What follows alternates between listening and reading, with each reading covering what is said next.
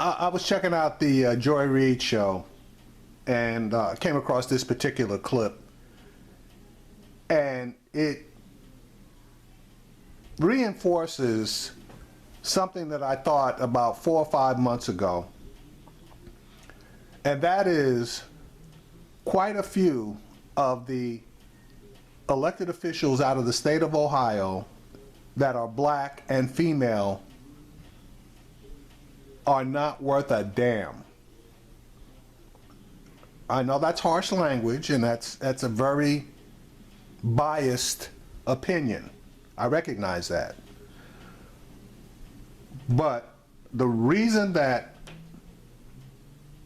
I've come to this conclusion is based on the early and unwavering support that the majority of the elected officials from the state of Ohio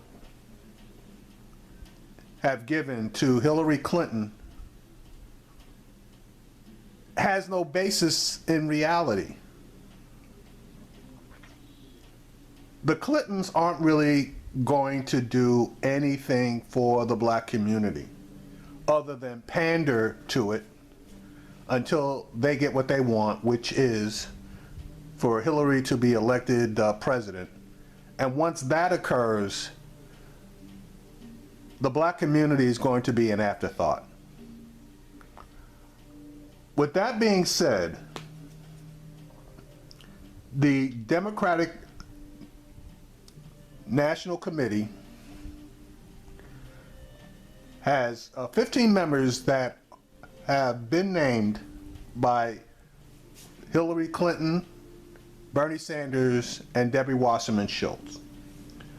Now, the powers that be are already pivoting because they know that they need Bernie Sanders. So normally, the chairman of the DNC would name all 15 members to the various committees, the Rule Committee and the Platform Committee. But because of all the controversy with Debbie Wasserman Schultz, they have made a change. They have given Bernie Sanders 1/3 of the people that are going to make up those two committees, which is 5. Obviously, they have to give Hillary Clinton 1 more because she's going to, there's no doubt she's going to win the nomination, and so she got 6, and they took the extra one that they gave to her from Debbie Wasserman Schultz, so she ended up with 4. Now I want to let Joy Reid break down the people that are going to make up the committee, and I'm going to stop it after each group is announced. We are winning the overwhelming majority of young people. What should that tell us? What does it tell us? It tells us, and it should tell the country and certainly the leadership of the Democratic Party that our ideas, our vision is the future of America. That is Bernie Sanders saying he's the future of the country, but in the Democratic Party, the Democratic National Committee has given a big concession to Bernie at the Philadelphia Convention. Bernie Sanders will now get 5 seats on the committee that will draft the Democratic platform. Hillary Clinton, because she's expected to be the winner, will get 6. And Debbie Wasserman Schultz, who is the DNC chair, will get 4. So let's talk about who those people will be. On Team Clinton has covered the areas of health, right? She's got one of her closest aides, Neera Tanden, or one of her closest allies, I should say, former president of the Center for American Progress, somebody who's been key to the issue of health care reform, is on the list. Wendy Sherman, national security. And Wendy Sherman is the former State Department official, Undersecretary for Political Affairs at the State Department, and her specialty is in things like nuclear negotiation. Okay, so those right off the bat, those are 2 Clinton buddies or Clinton allies. So that's 2 out of the 6. Also got Labor represented on the Hillary Clinton committee. We've got Paul Booth of AFSCME, very important labor union. He also gets onto the committee. You've got Representative Luis Gutierrez, and of course the issue of immigration, very important to the Democrats coming up in the fall. All right, that's another Clinton buddy. He is hardcore Clinton.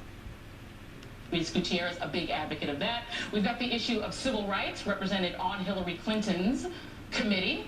And this, of course, is Alicia Reece, who is a state representative in Ohio. She's actually the leader of the Legislative Black Caucus there. Very important that she is on it as well. And then, all right, pay very special attention to Alicia Reece, because she is, again, a member of the state legislature in Ohio. She's also a member of the state legislature's Congressional Black Caucus. Okay? Browner, who is the former director of the White House Office of Energy and Climate Change. My messy handwriting here. Climate change also represented on the Hillary Clinton committee. Very.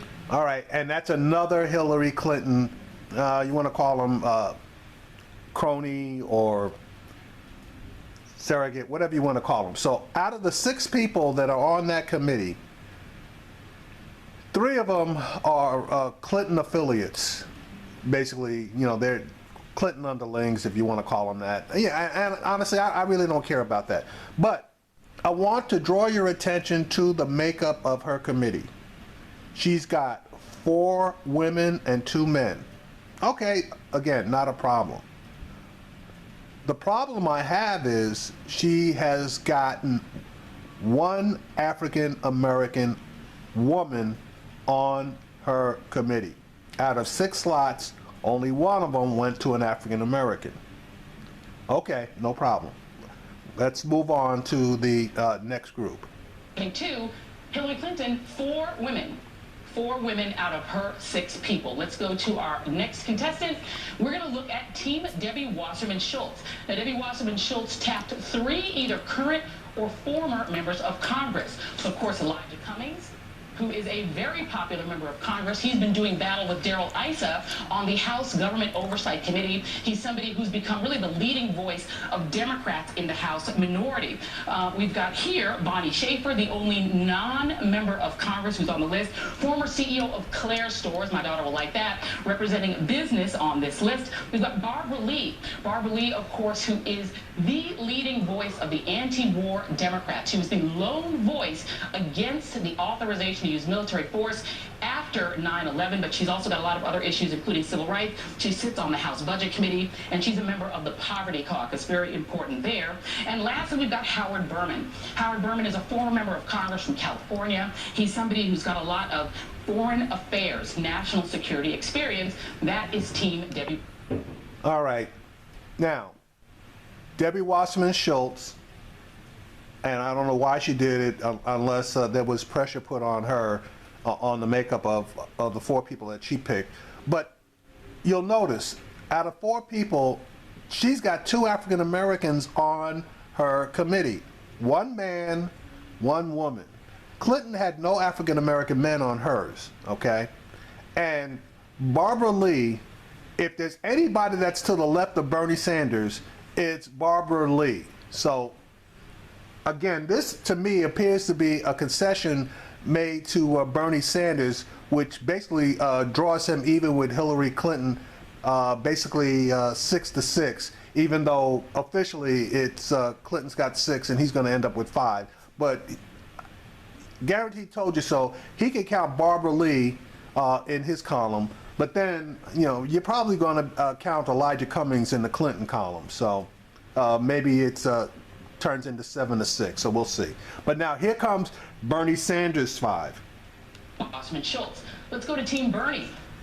Team Bernie Sanders, notable in the fact that there's only 1 woman on the list, but he does have a couple other interesting people that he's added to the list. He's got... Okay, let me stop it right there. Bernie Sanders has got 5 people that he picked for his crew. You got 2 100% African Americans and one Muslim.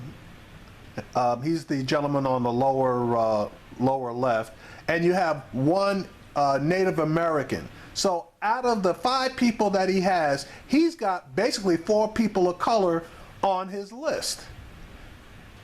I'm going to let Joy break it down for you as to, you know, the qualifications of each. 2 people representing the Muslim community. Of course, here we've got James Zogby, who is of the Arab American Institute. He's the founder and president. His big issue is Palestinian rights. Very important there. You've got one woman on the list, but let's go through these actually individually so we can tell you a little bit more about them. So as I said, James Zogby, Arab American Institute founder and president. Big issue is Palestinian rights. The Sanders campaign is making Palestinian rights a big issue in the Democratic platform. Now, okay, just so that you know, Joy didn't... she's reading from notes and she wasn't paying attention because she checked off the wrong guy in the photos of the 5 as James Zogby. Zogby was on the extreme left, but she checked off the white guy that was on the right. So he's on the list. You've also got Congressman Keith Ellison. He is one of 2 Muslim American members of Congress. Very important also, he's the head of the House. Let's come back to him. He's the head of the House Progressive Caucus. So he represents the most liberal Democrats who are actually in the House. You've also got author and environmentalist Bill McKibben.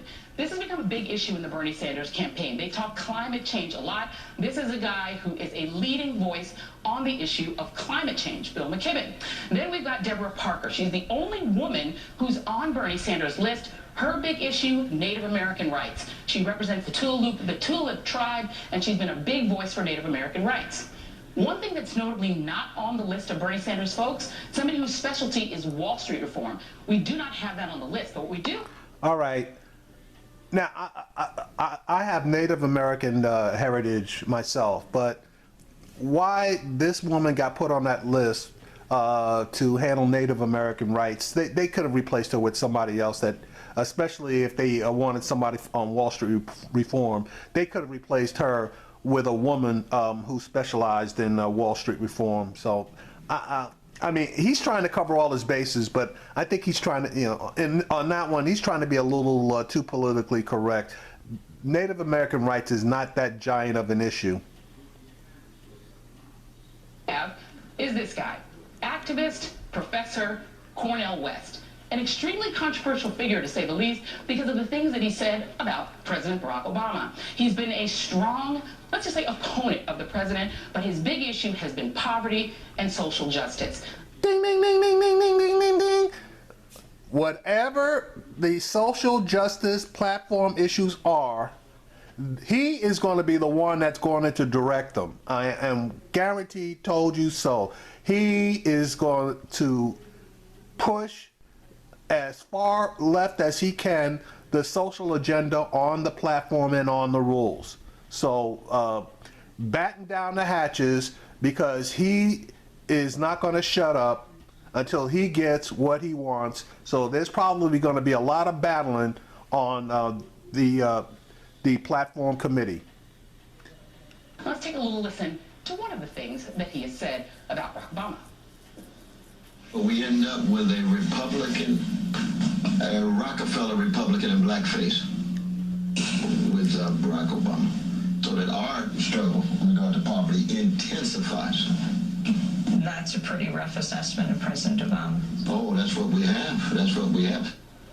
Let's talk with Alicia Reece. She is joining me now on the phone, Ohio State Representative, who is a member of the DNC Platform Drafting Committee.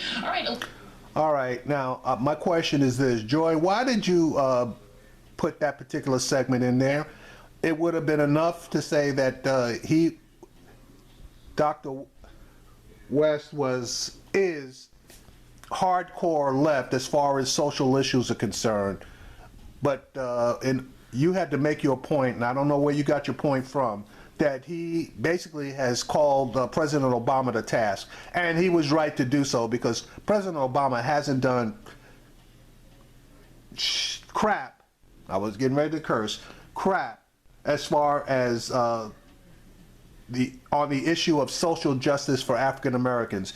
He's taking care of Hispanics, even though they're pissed off at him about the number of deportations, but he's issued the executive orders covering them. He's done a lot for the LGBT community. He's done a lot for the feminist side of things. He's done almost nothing as far as addressing the issues of the African American community. And Cornel West is absolutely right in calling him out. Now, to the main topic of this video, Alicia Reece. This woman doesn't know a darn thing about what's going on. Let me rephrase that. She is illiterate as far as the things that come out of her mouth. Now, I'm going to let her hang herself, and I'm going to point out the discrepancies in the things that she is going to say. Alicia, how do you expect the working relationship to be between yourself and somebody like a Cornel West, who's been such a strong opponent of the president? Well, first of all, Joy, thanks for having me. And I think that I've been on several panels with Dr. Cornel West, and although I am the state representative from Ohio, the battleground state and the 33rd district, but my roots come from, I'm also a national board member of the National Action Network and grew up in Rainbow Push, so my roots are civil rights. But I've been able to take those roots and also be elected, where I actually won on the ballot and was elected as Vice Mayor Cincinnati, State Representative, President of the Black Caucus. And so one of the things that we've been able to do in Ohio is take what's been said in the barbershops and the beauty shops and take them in and fight for various rights. And as you know, I've got a movement going here in Ohio, and certainly plan to bring it to the platform committee on voting rights. We're the only state right now that has a constitutional amendment that we're trying to get on the ballot to put voting rights in the Constitution and have over 100,000 signatures. So I think we'd be able to work together in this platform drafting committee. I think Dr. West is going to dominate her. I think he's going to absolutely dominate her. She's probably going to get a lot of the things that she wants. And to be honest with you, she's probably going to end up getting a lot more than what she wants. Well, does it say anything to you that of the people who supported Bernie Sanders, you have former NAACP Chairman Ben Jealous, who was also a big supporter, went out on a limb to support Senator Sanders, your colleague Nina Turner, former state senator from Ohio. Did it surprise you that neither of them were the choice to be on the platform committee and that it was Dr. West instead of one of the two of them? Well, I can't really speak for what was in the mind of Bernie Sanders. We interviewed both candidates, Bernie Sanders and Hillary Clinton, and I think the reason that you just mentioned some of those are not on his platform drafting committee is probably the reason that our 13 African-American Legislative Black Caucus members in our interview with Hillary Clinton, that we endorsed Hillary Clinton, and she handedly won Ohio, because we really think it's important that we be at the decision-making table. It's important that you be at the decision-making table. Okay, let me just recap. Clinton had 6 picks, Sanders had 5, Wasserman Schultz had 4. Wasserman Schultz, 50% of the people that she picked were African American. So she put 50% of her picks in decision-making positions, seats at the table. Bernie Sanders had 5 people. 2 of the 5 were 100% African Americans. The third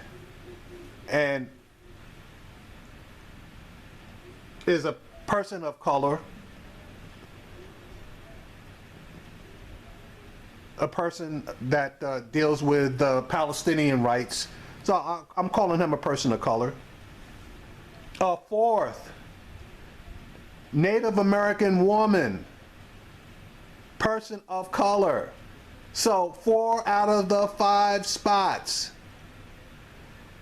are people of color.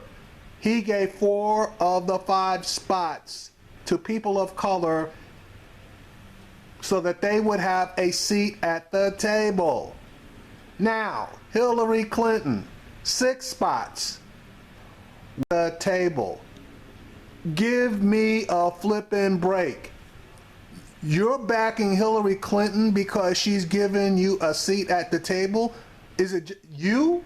Or has she tried to create more balance as far as the people that live in America, because America obviously is browning? So 1 out of 6 people out of her group is a person of color, and everybody else has at least 50% or better as far as people of color are concerned. So what you just said is a bunch of crap. I think this platform drafting committee gives us a great opportunity. For many years, I was going door to door and getting people out to vote for Democrats on platforms that I had no input on.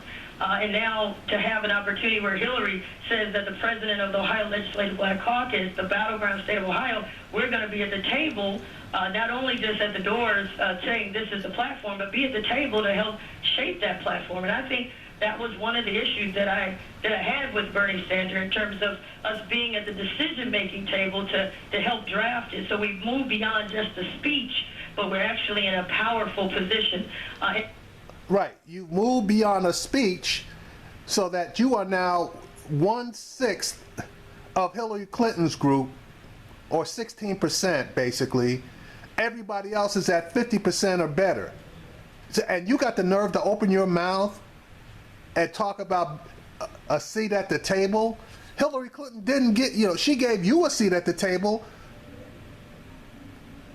but she has not given sufficient seats at the table to people of color. Yeah, she's got 4 out of 6 women on there, and 3, if I'm not mistaken, at least 2 of them are Clinton cronies. Wake up, open up your eyes. She is bullshitting you, and you are swallowing it, just like the rest of just like a lot of the elected House of Representative people that have gotten on TV. And again, I'm going to say the majority of them are women, though I believe there were 1 or 2 guys, African American males, that got on TV, but for the most part it's been women, and I've done a lot of videos highlighting those women. And Hillary Clinton in her campaign has African American and women who are in a decision-making position, and I think... And African American and women. Everybody else has African Americans, plural, and women. That's key as we talk about who's going to be our next president, and will we have a seat at the table in the decision-making process. And I think, with this appointment, it shows, at least for our folks in Ohio, that Hillary Clinton certainly is not just talking, but walking the walk. But how important at the end of the day is the platform? I mean, obviously it's a document that's drafted every time there's a Democratic National Convention or a Republican one. How much does it actually, in your mind, matter when it comes to a president making policy? Well, I think it's important. I think it's important, particularly now with Donald Trump who's going to be the nominee for the Republicans. People want to know, where do we stand and what are our differences? And so I think the platform piece will define us, and that's why I'm calling for unity. We have to unify if we're going to beat Donald Trump. I mean, the Republicans have unified, and they're having their convention in Ohio. And I can tell you, being on the ground in Ohio, they are getting ready to go. So as Democrats, we can't spend all our time fighting each other, beating up each other, and we don't make it to the championship fight, Okay. This is where I really start blowing up on this woman. The Democrats are going to make it to the championship fight. The championship fight is the national election for president. Okay, so the Democrats are absolutely going to make it to the championship fight. Where she got not even making it to the championship fight, yeah, I don't know, but that's just one of the stupid remarks she makes. Winning the White House in November. So, I'm calling for unity, and I know that I'm confident under our chairperson, Elijah Cummings, and our chairwoman at the DNC, Debbie Wasserman Schwartz, that we will Now, I thought that the chairperson was Debbie Wasserman Schultz, not Debbie Wasserman Schwartz. Ludicrous. I mean, I'm basically at a loss for words. This woman doesn't even know. She doesn't have a clue. She doesn't have a clue. Walk out united, but I think this is a clear message to us. Let's not get knocked out in the preliminary and we don't win the championship fight, which is in November. We must stop the Republicans, and I think the platform will help us as we go door to door define who we are and why it's so important. I mean, this election, our survival will be on the ballot, and I think people need to wake up to that. Our survival will be on this ballot in November. All right. Well, thank you very much, State Representative Alicia Reece. Appreciate it. Alicia Reece, you either you need to practice or read up, and you just pulled a Ben Carson when you don't know how to either pronounce somebody's name or you just straight out got the name wrong. And Debbie Wasserman Schultz has been all over the news for the last like 6 months. So the fact that you don't know her last name, it's just mind-boggling. But again, back to seats at the table. It don't look to me like Hillary Clinton has put a lot of African Americans at the table, whereas Bernie Sanders has put the majority of his group, named the either African Americans or people of color to his group, and it's the majority. There's only one white person that's on his particular group. And even Debbie Wasserman Schultz, she went 50-50. So Hillary Clinton is definitely lacking something here.